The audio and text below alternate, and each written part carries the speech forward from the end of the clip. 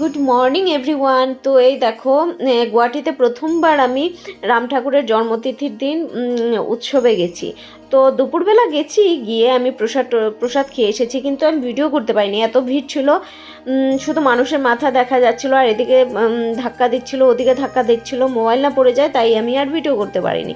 তো জন্মদিনের দিন ঠাকুরের আর ভিডিও করবো না সেটা হতে পারে? তো দেখো সন্ধেবেলা আমি চলে গেলাম, আর সত্যনারায়ণও দেখবো আর ভিডিও করে আনবো। তো এখানে দেখো সবাই প্রদীপ জ্বালাচ্ছে, আর এখানে দেখো তুলসী মঞ্চ খুব সুন্দর, আর ওপরে আছেন ঠাকুর। তো আমরা এখন ওপরেই যাচ্ছি। তো এই দেখো চারিদিকে বেলুন দিয়ে সাজিয়েছে, আর বাইরের দিকটাও তোমাদের দেখিয়ে এনেছি, খুব সুন্দর। বাইরের দিকটা টুনি লাগিয়েছে, বেলুন লাগিয়েছে। তো দেখো আমরা উপরে উঠে পড়েছি, আর উপরে উঠে তো কীর্তন হচ্ছে, গান হচ্ছে, তো খুব ভালো লাগছে দেখে। তো আমিও ঢুকে পড়বো। তার আগে দেখো ঠাকুর যেখানে শয়ন হয়ে ঠাকুরের বিছানা, সেখানে চলে এলাম। তো সেখানে একটু প্রণাম করে সেই জায়গাও তোমাদেরকে দেখিয়ে দিলাম। আর এখানে দেখো পুজো হচ্ছে, মানে সত্যনারায়ণ হচ্ছে, পুজো হচ্ছে। তো পুরোহিত মশাই পুজো করছেন, আর তো পেছনে এই দেখো কীর্তন হচ্ছে। তো আমি আস্তে আস্তে সবার সামনেই চলে গেছিলাম, একজন করে সবার সামনেই চলে গেছিলাম। তো ভীষণ ভালো লাগছিল, কীর্তন হচ্ছিল। তো আমি পাঁচালিটা নিয়ে যাইনি, সেটাই ভুল করেছি।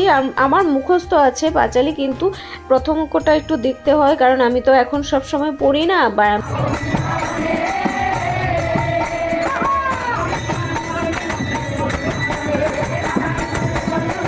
তো বাড়িতে থাকতে আগে সবসময় পড়তাম, তো মুখস্থ ছিল, এখন প্রথম অক্ষর দেখতে হয়। তো যাই হোক, তোমাদেরও ভালো লেগেছে, একটু সময় তোমাদেরও শোনালাম, কেমন লেগেছে বলো।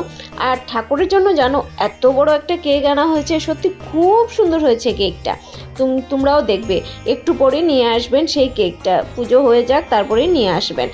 তো আমরা তো দেখো এখানে কীর্তন করছি, পুজো হচ্ছে, আর আমার বড়ও গেছিলো, বর কেনারে দাঁড়িয়ে রয়েছে। আর এই দেখো কেকটা, এই যে পুরোহিত মশাইও দেখাচ্ছেন সবাইকে কেকটা। এই দেখো কেকটা এত সুন্দর হয়েছে, কেকটা সত্যি খুব সুন্দর হয়েছে।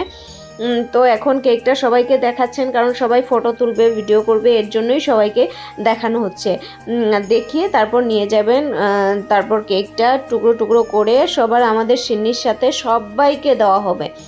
খুব আনন্দ হয়েছে সত্যি, ঠাকুরের জন্মদিনে এত আনন্দ হবে ভাবিনি। আর গুয়াহাটিতে আমি জানো তো প্রথমবার উৎসবে এসেছি। আগে তো করিমগঞ্জ থাকতে, মানে বাপের বাড়িতে তো আমি সবসময় উৎসবে যেতাম মন্দিরে, কিন্তু এখানেও মন্দিরে এসেছি, কিন্তু উৎসবের দিন, জন্মতিথির দিন আসেনি। এবার প্রথমবার আমি জন্মতিথির দিন গেছি, ভীষণ আনন্দ লেগেছে।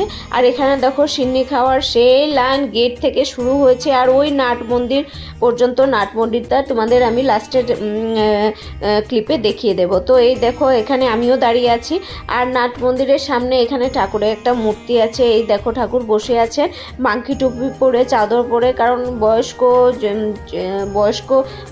বয়স্ক ঠাকুর, উনার তো ঠান্ডা লাগবেই। তো এই দেখো ঠাকুর বসে আছেন, মাংকি টুপি পরে, চাদর পরে, মনে হচ্ছে একদম ঠাকুর বসে আছেন। সত্যি এত ভালো লাগছে। তো আমি সিন্নি টিন্নি খেয়ে তারপর এখানে দেখো আমি তোমাদের জন্য একটু ঠাকুরের ভিডিও করছি। আর যেখানে প্রসাদ খাওয়ানো হচ্ছে সেটা হলো এই যে এই নাট মন্দিরে, দুপুরেও খাওয়ানো হয়েছে, রাতেও।